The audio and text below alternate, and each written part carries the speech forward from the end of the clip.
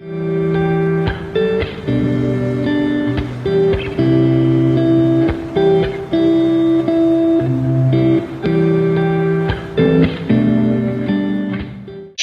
question here. Kind of talking about the environment around comics. And I want to preface this by saying, there isn't a single answer to this question, and there isn't a single way to solve it. The best thing you can do, which is kind of always the same advice, you'll notice that almost everything that I come back to involves just being responsible for yourself. Do you hate a comic? Don't spend money on it. Or does a creator make you so mad that you're enraged, you just can't enjoy the book they're on? Don't buy the comic. Just don't spend the money to buy the comic. That's an action you can take. It's personal kind of responsibility. Same thing goes for videos, for other things you don't like. I see people every now and then come on here and they're really angry about sometimes mine, but usually somebody else's. A live stream, somebody's really hateful, somebody's angry, somebody's overly negative, etc. And they're like, I can't. I'm just so bad about that person. Well, don't watch it. I believe, and I may be mistaken about this, but I believe there's even a feature in YouTube where you can stop showing me videos from this channel. Just eliminate it. The biggest lie that anyone will tell you, and it applies to everything, is that if you ignore it, the bad guys win. That is a lie. That keeps you engaged in this little hate game that basically funds and benefits someone else. It does not benefit you. Your attention to somebody's video or somebody's comic book, whether you're ignoring it or reading it or spending money on it, whatever it happens to be, it's just about you. The only person you are helping is yourself if you like it, or hurting yourself if you don't. It's that simple. Nobody gets drafted into the culture war. That's your choice. But anyway, this question goes like this. It says, "Hey Perch, I enjoy your videos. I particularly enjoyed the one where you said that woke is an overused term. I think so too. If I am subscribed to I am subscribed to a number of comic channels, and nearly 2/3 of them in their headlines talk about either SJWs or woke. There is nothing new being said, just the latest pissed off outrage of the day. Don't get me wrong, I find these comics terrible. I Am Not Starfire was a complete abomination of a book. It really was. They're putting it out in softcover, which feels like a pun could be made there. I don't know. Now I'm shaming. See what you get into? I don't know. Sorry, the mail goes on. But it feels increasingly like these two sides need each other completely. If one went away, so would the other. So as much as people complain, they live in terror of the day that the quote woke SJW content vanishes, because when it does, so does all their attention. What do you think?" Well, I mean, yeah. Look, no matter how you feel about a particular topic, whether you agree, whether it speaks to you, whether anything else, I think there's a couple things that you can look at and you can see for yourself with your own two eyes. So one of which is, if you go and you search for a bunch of different comic channels, or just pop culture in general, you will see, especially if you get into Star Wars or Lord of the Rings or Doctor Who or Marvel or DC, or I'm sure there's others. There's not a lot of that stuff in Pokemon. And Pokemon are not woke, as they turn out. It's just normal, strange creatures in dogfights for their owners' enjoyment and sport. That's all Pokemon is. It's a harmless activity for everyone. No, I absolutely. I mean, look, you just scroll through. I don't watch a lot of videos. The other day, I was sent one, and I went down kind of a rabbit hole because I watched the first one, and it was mind-numbingly misinformed. I was sent this because they were using my tweet. I posted this tweet of Assad Ribik's Captain Marvel looking super old and goofy. Like I'd explained before, Assad Ribik is an excellent artist. I'm sorry, he does amazing stuff. However, his characters and the faces sometimes look pretty wonky. There are definitely some in Secret Wars that look pretty goofy. But then there are others, like where you had Black Panther, you had Thanos, you had some badass moments. You had Doom looking super threatening in that book, really incredible.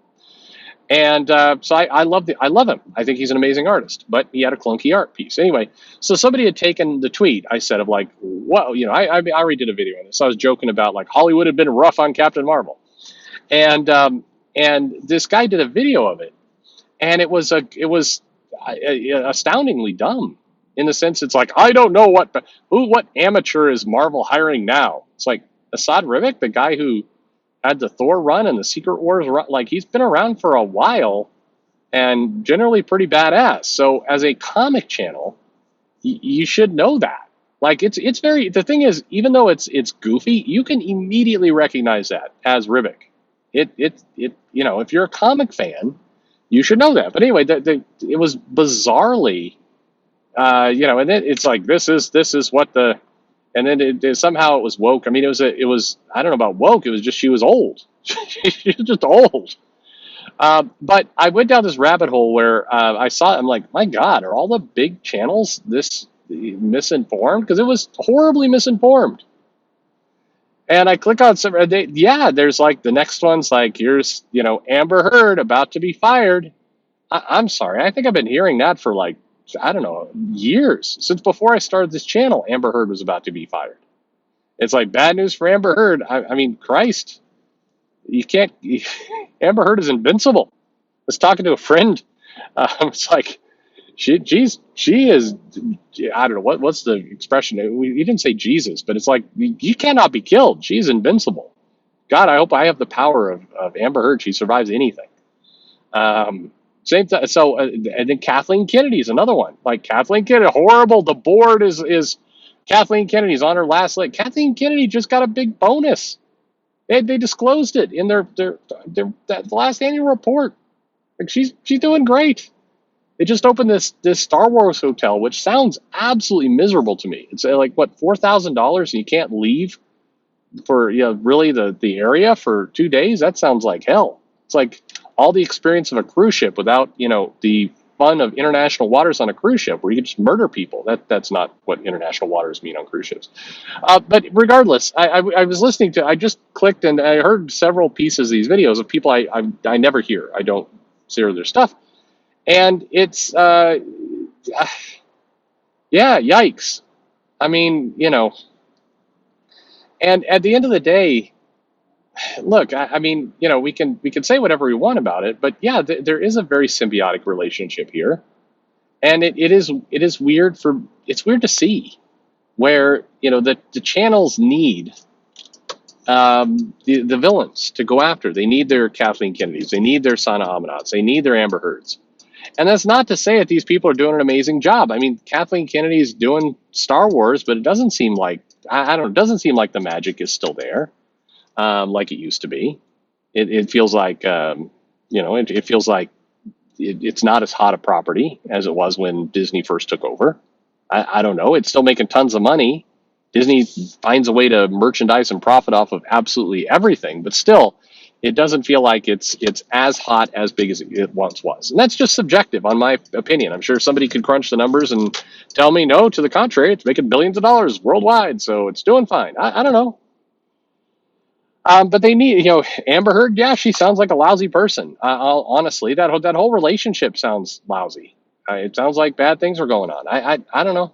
I don't feel emotionally invested in any kind of celebrity life, whether it's Ryan Reynolds and whoever he's married to Chris Pratt and whoever he's married to or married to again, or I mean, I don't know. You can just go down the line.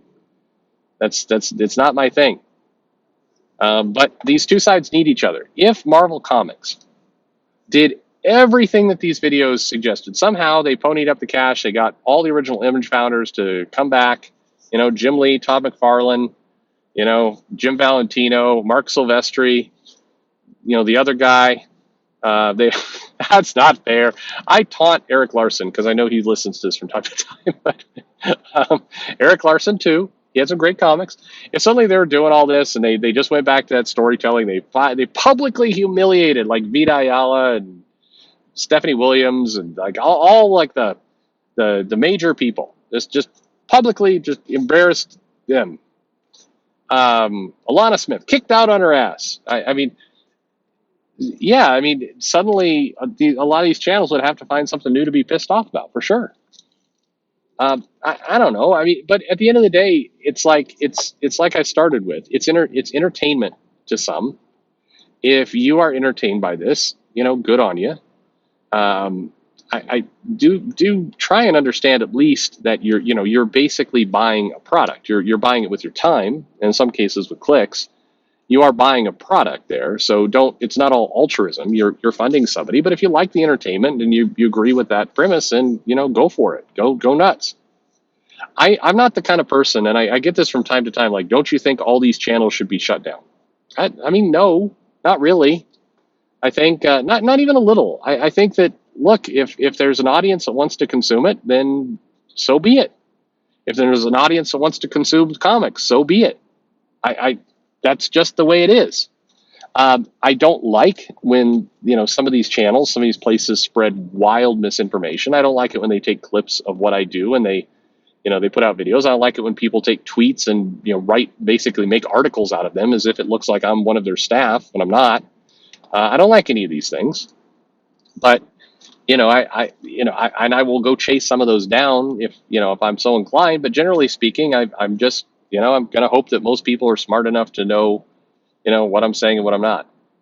And I also hope that most people are smart enough to just go for the products that you like, consume that what makes you happy, and try and avoid the rest. And that's the best you can do. I think this trying to deplatform and get certain things on and off, it's just you're chasing vapor at some point. It does not end well.